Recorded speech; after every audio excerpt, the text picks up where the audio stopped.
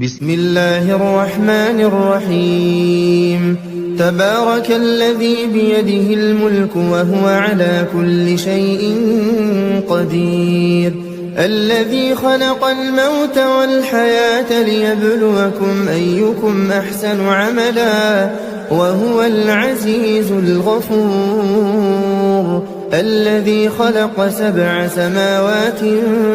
طباقا ما ترى في خلق الرحمن من تفاوت فارجع البصر هل ترى من فطور ثم ارجع البصر كرتين ينقلب إليك البصر خاسئا وهو حسير ولقد زينا السماء الدنيا بمصابيح وجعلناها رجوما للشياطين وأعتدنا لهم عذاب السعير وللذين كفروا بربهم عذاب جهنم وبئس المصير إذا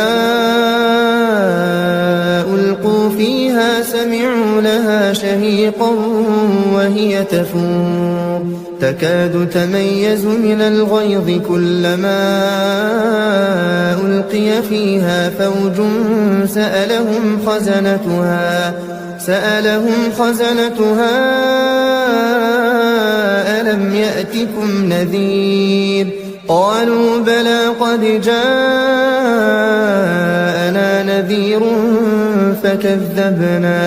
فكذبنا وقلنا ما نزل الله من شيء إن أنتم إلا في ضلال كبير وقالوا لو كنا نسمع أو نعقل ما كنا في أصحاب السعير فاعترفوا بذنبهم فسحقا لأصحاب السعير إن الذين يخشون ربهم بالغيب لهم مغفرة وأجر كبير وأسروا قولكم أو اجهروا به إنه عليم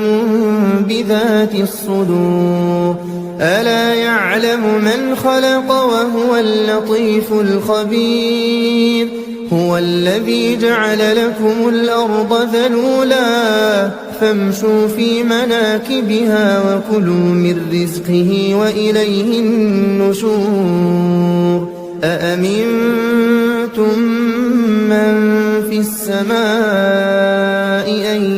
يخسف بكم الأرض فإذا هي تمور أم أمنتم من في السماء أن يرسل عليكم حاصبا فستعلمون كيف نذير ولقد كذب الذين من قبلهم فكيف كان نكير أولم يروا إلى الطير فوقهم صافات ويقبضن ما يمسكهن إلا الرحمن إنه بكل شيء بصير أمن هذا الذي هو جند لكم ينصركم من دون الرحمن إن الكافرون إلا في غرور أمن هذا الذي يرزقكم إن أمسك رزقه بل لجوا في عتو ونفور أفمن يمشي مكبا على وجهه أهدى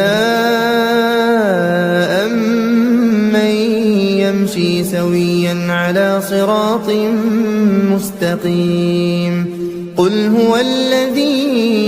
أنشأكم وجعل لكم السمع والأبصار والأفئدة قليلا ما تشكرون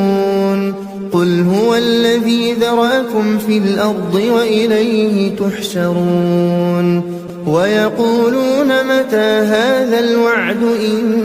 كنتم صادقين قل إنما العلم عند الله وإنما أنا نذير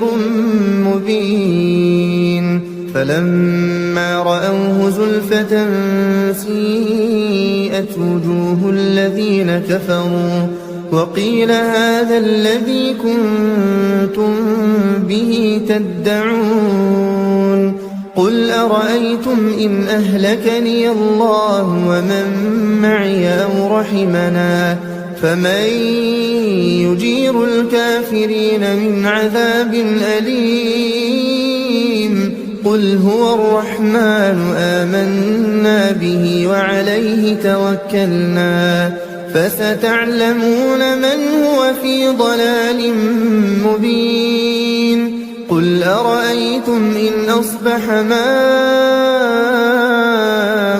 غورا فمن يأتيكم بماء